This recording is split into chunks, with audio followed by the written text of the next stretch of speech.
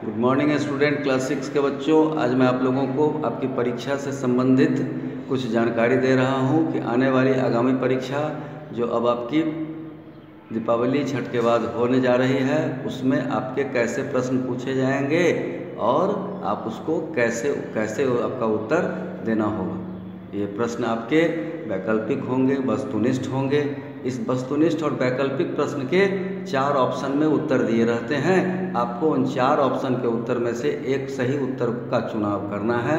अब आपको मैं उन सारे प्रश्नों के बारे में कुछ जानकारी देता हूं। जैसा कि कल भी मैंने आपको कुछ प्रश्न बताए थे, आज फिर मैं आपको कुछ प्रश्न दे रहा हूं। इसके आप उत्तर कहानी और कविता के आधार पर देखिए, और अगर नहीं आता है तो फिर उस कहानी और कविता को फिर से पढ़ने का प्रयास करके उसे याद करने की कोशिश कीजिए। हेलो बच्चों, देखिए आज मैं आपको फिर वही कल वाली बात बता रहा हूँ कि कल कैसे आपको प्रश्नों के उत्तर दिए थे, मैंने प्रश्न बताए थे। अब जैसे आपके पास एक कहानी है जिसमें हार और जीत एक कहानी है। अब देखिए इसमें हार और जीत एक कहानी है। हार की जीत, हार और जीत नहीं, हार की जीत एक कहानी है। यह कहानी क्या है?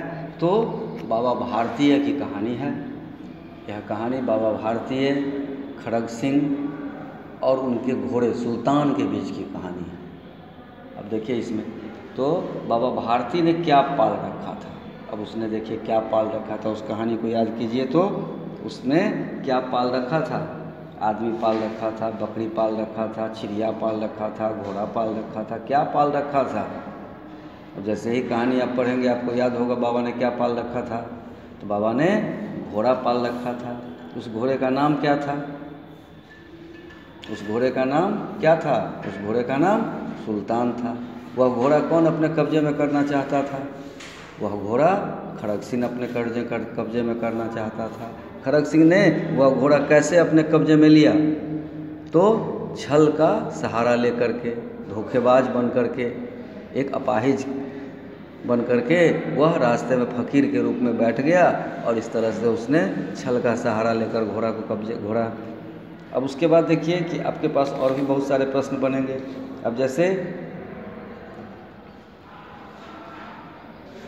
एक कहानी है वीर बालक बलकरण। यह वीर बालक बलकरण यह कैसी रचना है? कहानी है, एकांकी है, नाटक है, उपन्यास है, क्या है यह? तो यह एक एकांकी नाटक के रूप में प्रस्तुत किया गया है। इसके रचनाकार कौन है? इसके लेखक कौन है? तो अब देखिए 4 नाम आपको मैं देता हूँ। एक है रविंद्रनाथ टैगोर, दूसरा डॉक्टर राम कुमार, तीसरा है सुदर्शन और चौथा है इनमें से कोई नहीं।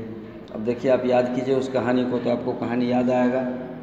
उसके बाद अब जैसे आपके पास बच्चे क्या खाकर मस्त रहते हैं? बच्चे कविता में है, बचपन एक कविता है। देखिए आपकी कहानी में बचपन एक कविता है। यहाँ देखिए यह बचपन एक कविता है। इस बचपन कविता को आप पढ़िए। इस बचपन कविता को पढ़िए 36 पेज नंबर।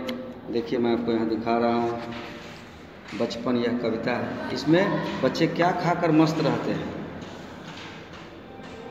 देखिए यहाँ आपके पास यह ऑप्शन का उत्तर यहाँ देखिए।